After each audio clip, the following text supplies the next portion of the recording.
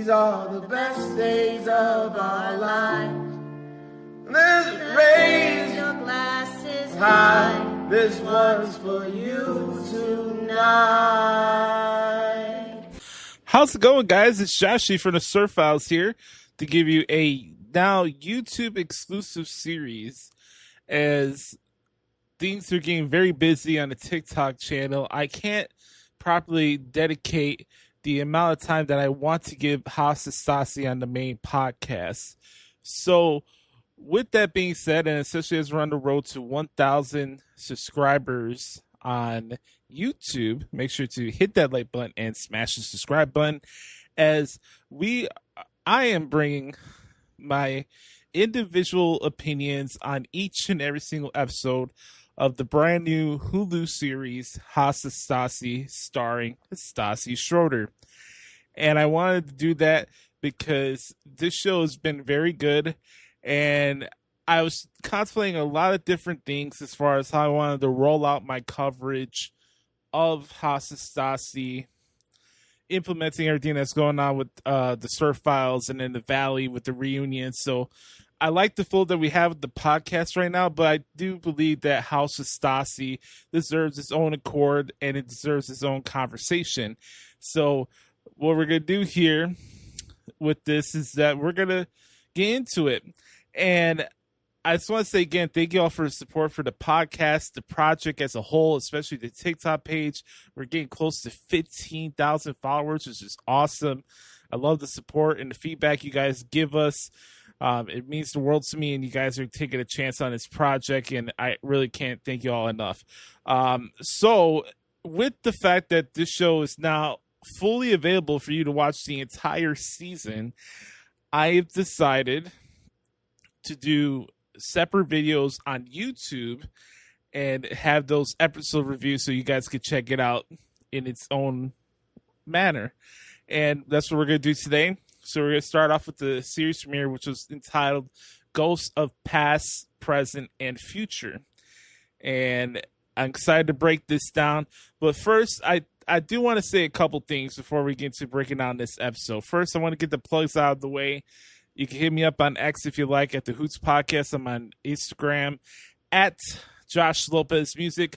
Also, if you ever have any questions for us on the SUR Files, just hit us up on X or hit me up in a message or DM me on TikTok at SUR Files. And I'd love to hear from you guys. But when it comes to this show, I think as well as they've done with editing and providing context clues and breaking the fourth wall and everything like that, I want to let you guys know where I stand with Stassi Schroeder and a lot of the characters that are on this reality TV show called House of Stassi. Look, I know the legacy that Stassi has with Vanderpump Rules, and one thing I do pride myself when it comes to any of these projects I do is that I own up to the moniker of having pure authenticity and staying true to myself and being honest and transparent with you guys with all things. I try to make sure that I'm fair to everybody when I'm covering these type of shows, and I just go off by what I see on television. This is not a personal declaration on how I feel on somebody as a person. Even if there's times where I feel I need to be critical about a situation. But as I say that, I will say in the spirit of transparency, I have to admit that I was not the biggest fan of Stassi out of the gate during my initial watch through of Vanderpump Rules. But that was only through the first 2 or 3 seasons of VPR. I have grown during that period to enjoy her wit. She's definitely got a gift of gab. You definitely can't deny the fact that she's a superstar. Obviously, extremely beautiful, and that's like the least interesting part about Stassi. It's just like, and I'm not even saying that in a bad way. Of course, she's fucking hot and she's a beautiful woman, but there's a lot of cool aspects to what makes Stassi Stassi, and there's pros and cons that come with that. I do admire her Cancer spirit in a way. I do believe in zodiac signs here. There, I'm a Taurus. I do see the cancer vibes, and it describes her to a T. Again, going back to the get the gab and the wit that she has, she's just very good with her comedy and insults and the way she phrases things. Y'all could remember all these signature lines and outbursts and crash outs that she's had. We all know about the Dark Passenger. I'll admit, I did not like her initially in the first couple of seasons of VPR because I didn't like the snottiness. And you guys also have to remember, when I got into this world of Bravo, I wasn't watching Vanderpump Rules as it was airing. I've heard about these certain cast members over the years. I knew who Ariana was from watching Love Island. I heard about Lala because I saw her on an episode of Wildin' Out with Nick Cannon. I wasn't watching the show and the series at that time. I was knee deep into my broadcasting school and all in about my wrestling media career and stuff like that, and I just didn't have the time to watch VPR as it was happening. But once I did watch the entire franchise, I have a lot of respect and admiration for Stassi, the human being. Again, it's reality TV. Nobody's perfect. She owns up to that fact, and I do admire the fact that she's self-aware of how she carries herself sometimes. And that's not a bad thing. Again, we're not all designed to be perfect. And, you know, people are driven by their career. Some people are driven by money. Some people are driven by the platforms they're on. I think that what's been really good about from my first initial takeaways from watching this show is that she speaks from the heart. She doesn't give a fuck who she offends in the process. And she is a go-getter. She knows what she wants, and she goes, and she's not going to take no for an answer. I admired that about her. Not a lot of people have the balls and the conviction to go through and see things through. We're not living under the rock. Again, she's made mistakes. I don't condone what she did and what caused her to be booted out of VPR. And, you know, I don't condone that. I don't condone that behavior from anybody. I think in this society that we need to learn to have better sense of communication and expressing things and having better empathy towards people. And what her and Kristen did to Faith Stowers was not cool. I'm glad that she acknowledged that on the show. But I am not going to be one of these people that hangs people's worst moments over their head. That's just not the human being I am. I do believe people deserve second chances. I don't condone what she did. I don't condone the behavior. She is a human being, and I do hope that she has learned from her mistakes. And I can see in her face and the way she's been conducting herself in these interviews and stuff like that. I think she's in a better state of mind, and she understands the mistakes she's made, and she's grown up from it. And again, I just do believe to give people a better understanding of who they are as humans, to give them grace and let them learn from the mistakes and have the opportunity for them to have a second lease on life professionally. When I saw the trailer and getting the hype, getting into this show and this series, I was getting like really excited. I wouldn't say emotional because I don't want to make it weird, but think about it on a human level where she lost everything during the pandemic, and to see where she is now and she has this new lease in life. And I think that that's awesome. I think that's fucking cool. I think that's special. And I think that's something that nobody can take away from her, for the fact that, yeah, her personal decisions led her to getting to a rock bottom period. But at the same time, she stood her ground. She took this as a learning opportunity, and look where she is now. And I'm very happy for Stassi Schroeder, the person.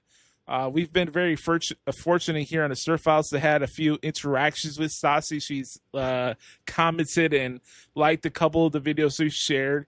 which I think is pretty dope. I never take for granted anytime an old VPR cast member or somebody in the Valley likes something that we share on the TikTok page, or anybody that checks out the podcast. You never know who's paying attention to your work. So I do appreciate that. I do appreciate Stassi.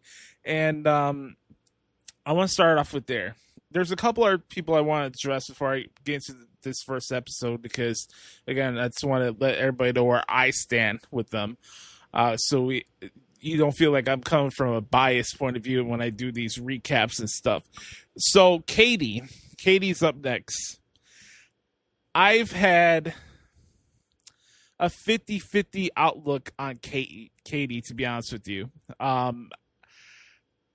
Again, I do consider myself a fan of Tom Sandoval, and obviously he's in a shitstorm right now, and he doesn't make it easy to be a fan of his. I'm not going to lie. I don't dislike Katie on a personal level because of her veracity and the level of carsonation she's given the guy over the last 10 to 12 years. Obviously, it's oil and water between the two of them. I've had those women in my life where nothing I say is good enough for them, and vice versa. And, you have those situations, and it's very unfortunate. I think that Katie is a go-getter, quasi like Stassi. I do admire that she doesn't take shit from anybody, and she has loose lips. Like, she has no filter. She's gonna say what she's gonna say, whether you're gonna be offended by it or not. I do like that she's a straight shooter.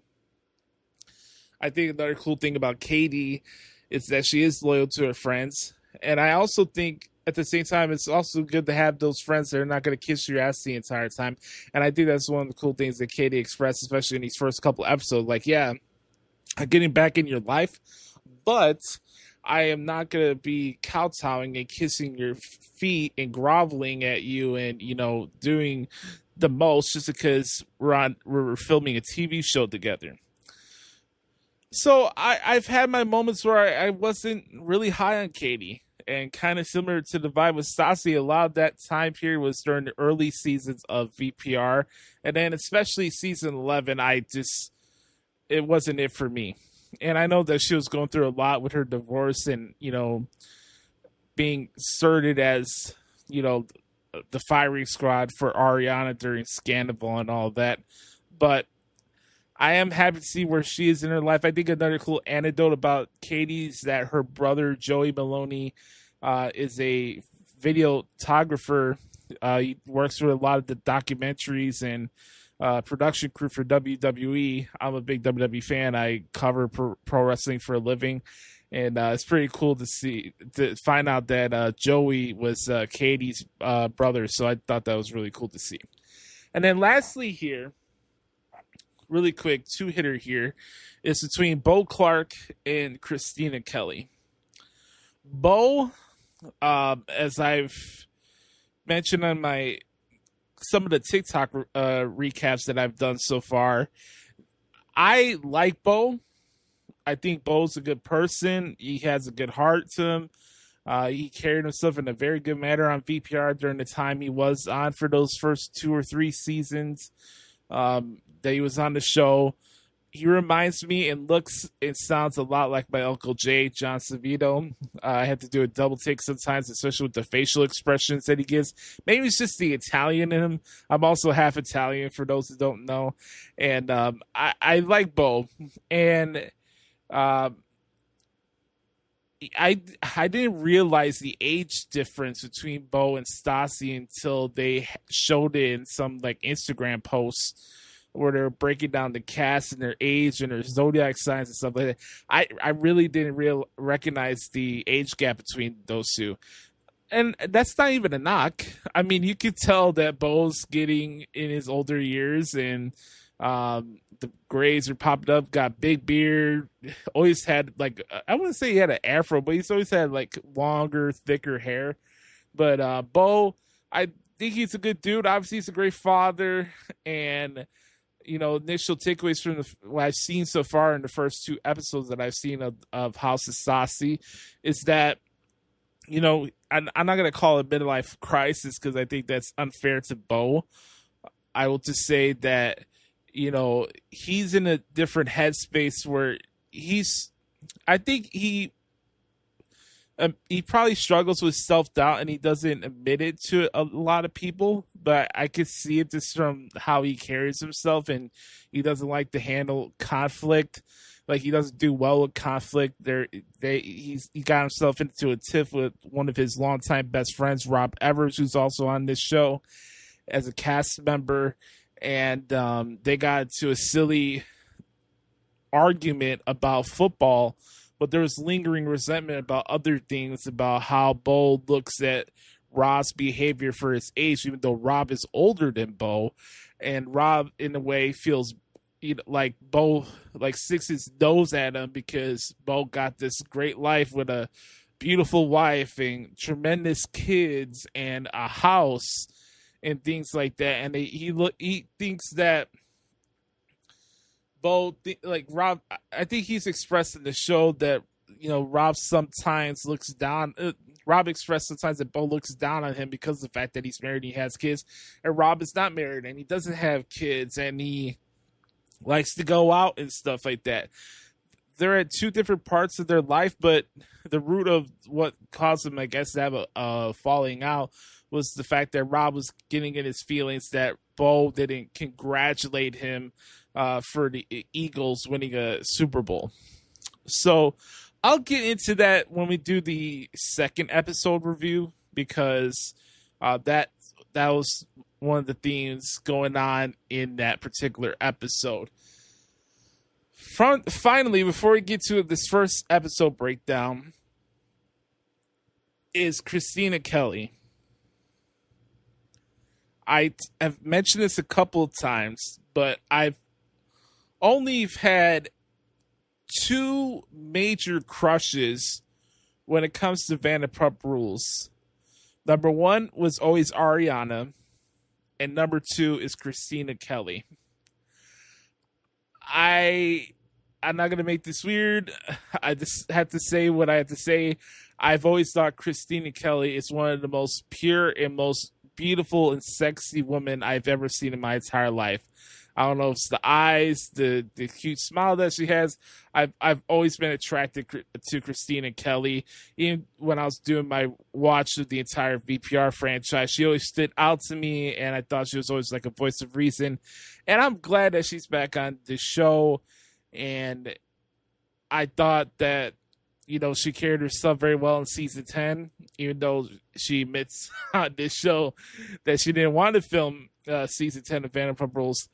I just had to get that out of the way because Christina Kelly was definitely a high-ranking crush for me during my rewatch of VPR, and that's that. But all that being said, so what we're going to be doing here on the SUR Files YouTube channel, as like I said, my reviews for the episodes of House of Stassi is going to be exclusive here on YouTube, and then you'll get my initial recaps after watching episode like I do on TikTok with the Valley. So 2 different places. For the podcast version, it's YouTube at the SUR Files. Hit that like button and smash the subscribe button. And let me know how you guys feel about Stassi, House of Stassi so far. I'd love to hear from you guys. All that being said, from there, we'll go into this. And again, don't forget, YouTube is where you can check out the podcast recaps of these episodes of House of Stassi. And then my initial takeaways after I watch an episode of House of Stassi on TikTok at SUR Files. So that's what we're going to do. So let's get into it. House of Stassi, episode number 1. Here we go. What's up, everybody? Welcome back to another episode of the SUR Files. I'm Joshie Lopez, and today we're kicking off a brand new chapter of this channel because after years away from reality television, Stassi Schroeder is officially back with her own Hulu series, House of Stassi. If you're a Vanderpump Rules fan from day one, this premiere probably felt like a catching up with an old friend, or depending on how you feel about Stassi, an old frenemy. Today, we are breaking down everything from Stassi's return, Katie Maloney entering the picture, Beau's concerns, Stassi's sister Joshie trying to repair her relationship with her sister, and whether this series is actually living up to the hype. So let's get into it. So one thing to me that really stood out from the show, and I've only seen 2 episodes so far of House of Stassi, is that one, it doesn't feel like Vanderpump Rules. It's not trying to recreate SUR. It's not trying to manufacture 20, young people working at a restaurant yelling about goat cheese balls and et cetera, et cetera. So like you watch this, it's not VPR. You know who Stassi is. You can't deny the fact that she was on Vanderpump Rules. But with that being said, when you see and you're watching this show, it's just like it feels like a documentary about somebody like rebuilding her image after everything that's happened over the last several years. Like I mentioned earlier, the show is leaning towards Stassi's role as an executive producer, frequently acknowledging the fact that the cameras in production process rather than pretending that they're invisible. And I feel, for me, just from watching the show, that the show itself feels older and more mature. It's a better way to say it. Like the tone and the way these conversations are going on, it's very mature. I don't think it's forced. I don't think it's not genuine. But of course, when you have something with Stassi involved, you're going to have that sarcastic, dark humor that she has. So, so we're talking about episode 1 here, Ghosts of Past, Present, and Future. Biggest story here with Stassi being back for years. So she talked about wanting control of her own story, right? Now she has it instead of somebody else's edit. The show feels like her perspective. She talks about returning to television while recognizing both her success and her controversies that reshaped her career. That self-awareness is refreshing to hear, whether you like her or not, or you're in between. You know exactly where you're going to get from Stassi. So really, we hit into a lot of different talking points. First off, they mentioned that there was a test scene where they're hitting up, basically, they had a test shoot and they had this barbecue party, and they're hitting into stories that was going on Vanderpump Villa. And I did see this. I didn't watch Vanderpump Villa, but I did see the scene where Stassi was getting into that dark passenger mode because of the fact that Beau had a tattoo of his sister, Georgiana, who's now living with them at their house. And Stassi got in her feelings about that. And I think she communicated that in the wrong way, where she thinks that Beau puts a higher priority towards his sister than her. And she's like, where's my tattoo? Where's my tattoo? And it gets really nasty. Like, she's like, oh, you think it's safe to be with me? Like, I can make it very unsafe. And like, she's saying that Beau is just content with their relationship and their marriage, and all over this tattoo. And then the topic is brought up again at this party. And, this gets into a deflecting match, and basically Stassi says something that sets Beau off, and he starts walking away. And it started to... What I really liked about this was that Stassi was laying the groundwork of how this season was going to go. And yeah, you're addressing the elephant in the room with what you're seeing in the trailer. Stassi and Beau are not in a good place. Something's off. There's arguments. There's bad communication going on. There's lingering resentment that's bubbling up.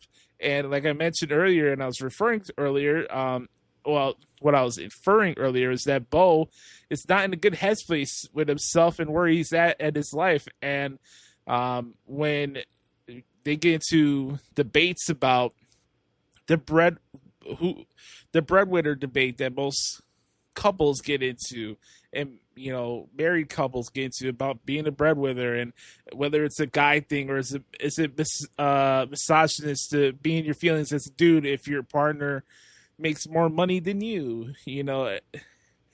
A lot of people still act with the robotic mindset where, oh, you're the man of the house, you need to be the one providing and making more money than your partner, etc., etc.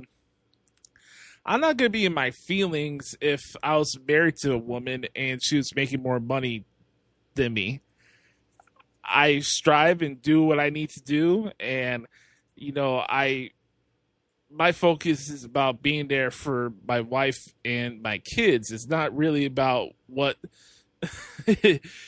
the digits say in my bank account, I don't know. It's just like a weird debate that I see a lot about guys getting in their feelings about this whole breadwinner situation. And then, Beau's an actor and he wants to get back in that Hollywood vortex and getting into casting and doing different things. And he doesn't want to add on to stress to Stassi because Stassi's already doing a lot as it is. And he doesn't want to add his internal battles within himself onto her plate. So again, you can see why this is building up and then you get into these bad arguments. Not only that, they're getting ready to have this big old Halloween party. And Beau expresses his concern over the fact that Stassi invited Katie to the party. And this is all building up to this big one-on-one sit-down that Stassi's having with Katie at the Belmont. And one of the emotional centerpieces of this premiere is Stassi trying to reconnect with Katie Maloney after their friendship cooled over time. And this episode frames this as one of Stassi's biggest priorities as she's returning to the show. So for longtime VPR fans, this is huge because, let's be honest, Katie and Stassi were inseparable. Their friendship defined multiple seasons. Watching them slowly find a way back felt authentic. During the, halfway part of VPR, the friendship defined, like I said, multiple seasons. We got into that. And the root of their... I don't want to break down the Belmont scene yet. I'll say that towards the end because that was what happened at the end of this episode. But back to Beau here. Beau's very, obviously, as any husband would do, he's very protective of his wife's feelings. And there was a falling out between Stassi and Katie. And from Beau and Stassi's perspectives come from the fact that Katie was kind of like self-absorbed in her own bubble, basically. And Stassi was off of VPR and was struggling within herself. And she expressed to her later on, like, hey, like, I was going through it and all you wanted to talk about was VPR this and VPR that. And you can understand for Stassi, while she says in the clip that she doesn't want Vanderpump Rules to be her legacy, I think it's natural for somebody who lost something in a project that meant a lot to her and it was a big part of her life, when that's ripped away from you, even though you're responsible for that being taken away from you, it's a tough pill to swallow. So I'm pretty sure VPR was the last thing that Stassi wanted to hear, right? And then Beau, I think for him, like, yeah, from an outside looking in point of view, like, yeah, he's her husband. You would want your partner to feel protective of you and your feelings, and he's uneasy about it. And there's a lot of tension growing into this Halloween party.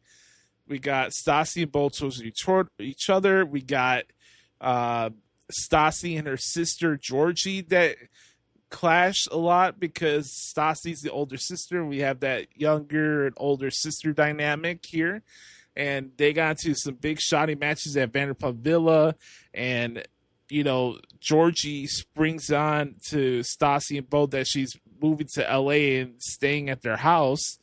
And this gets into a big shoddy match where Georgie feels like she can't speak for herself and that she's not like being heard from her sister, and like there's like a respect issue that's going on here from Georgie's point of view, and she's expressing how bad she feels to her sister at this Halloween party.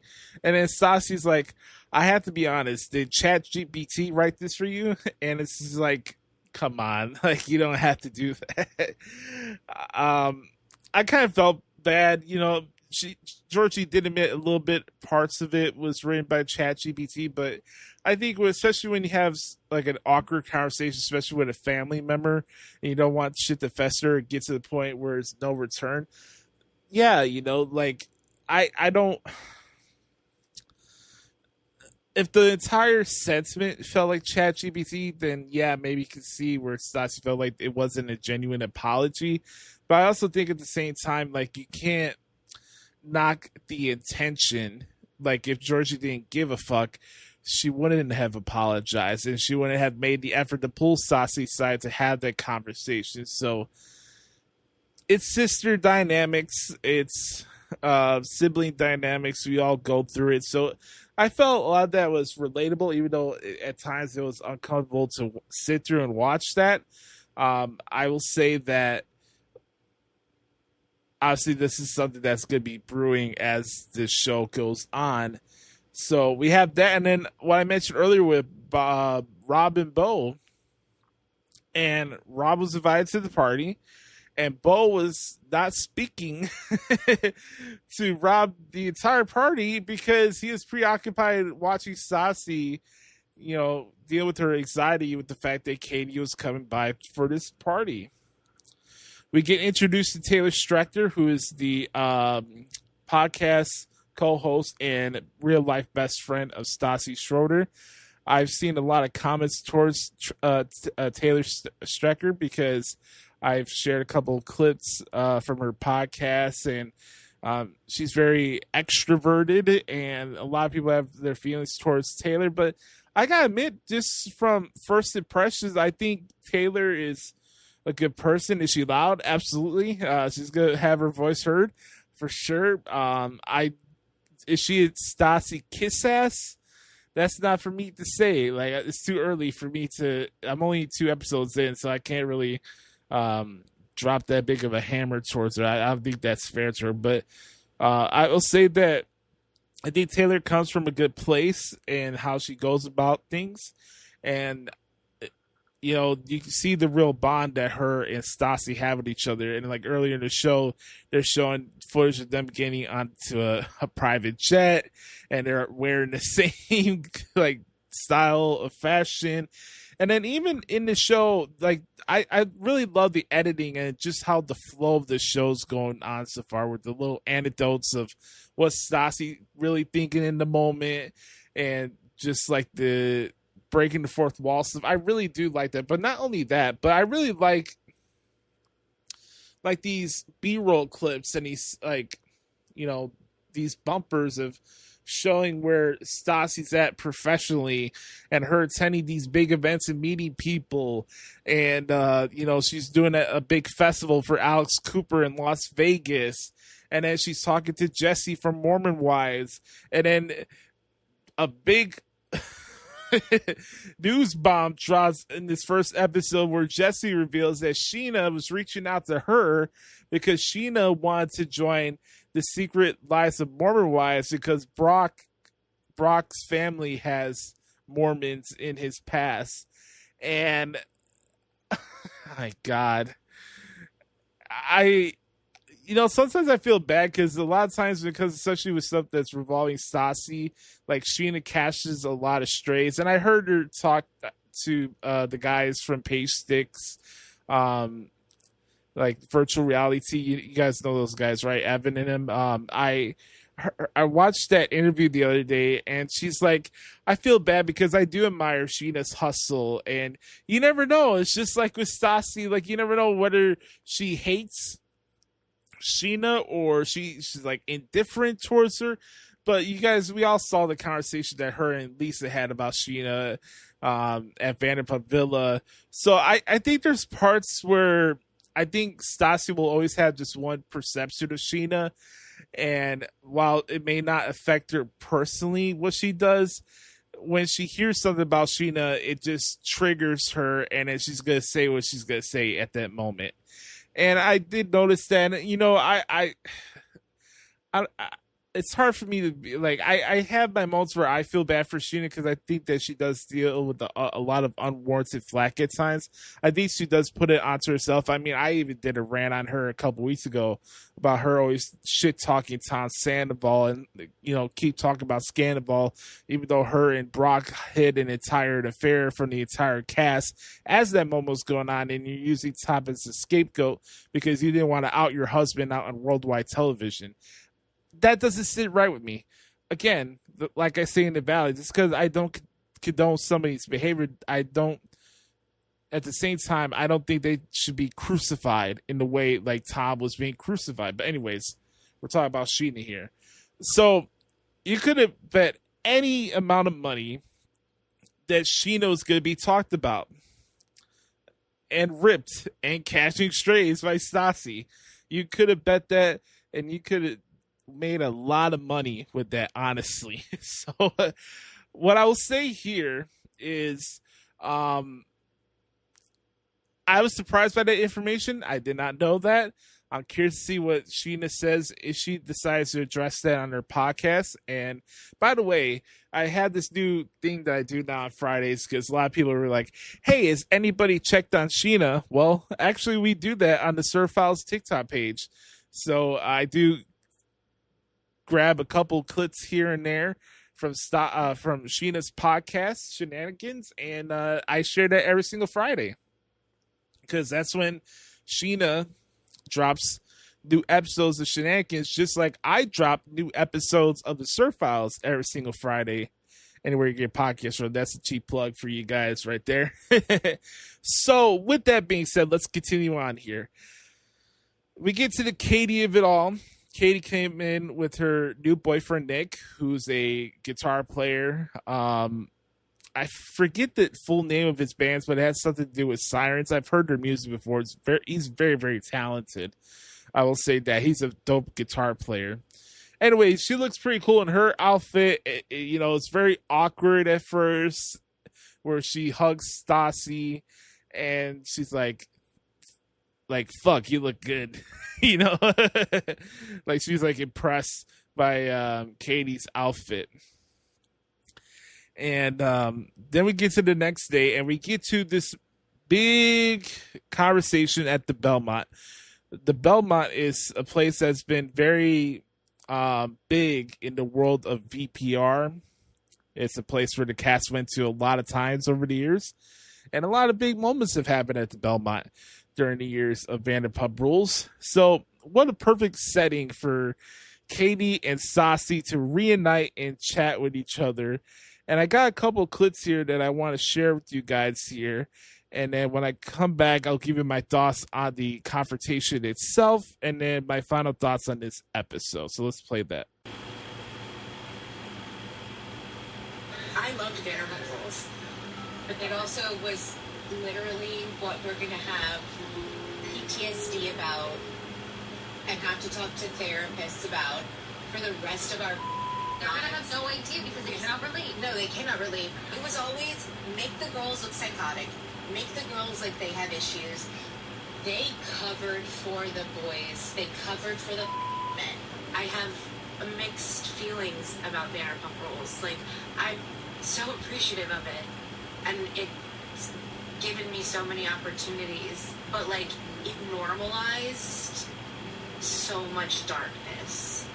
It rewarded so much darkness. Alright, that's the first clip there. Let's get to the second one here. Here's the root of the argument here with Stassi and Katie at the Belmont. There was one time I cried to you. Like, we were sitting at my dining room table, and I cried to you. It was about postpartum stuff, and you were on your phone and just scrolling, and then you were like, look how far the sandwich shop is coming.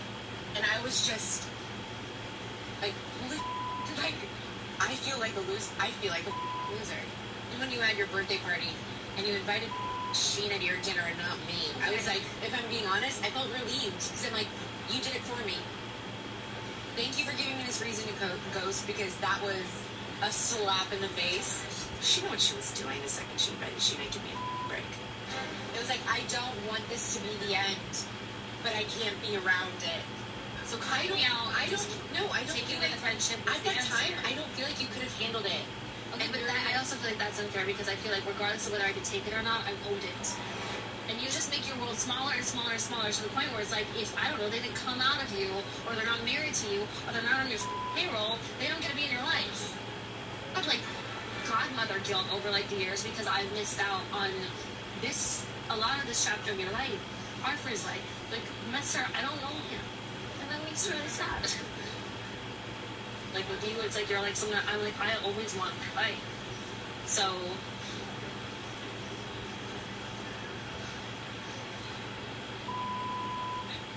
me too. Alright. So I wanted to play those clips right there. So with that being said, I do feel like Katie brought up a lot of good points there. Like, it's a two-way street, and you can't assume how somebody's going through things, and I think both of them had their perspective points coming from a good place.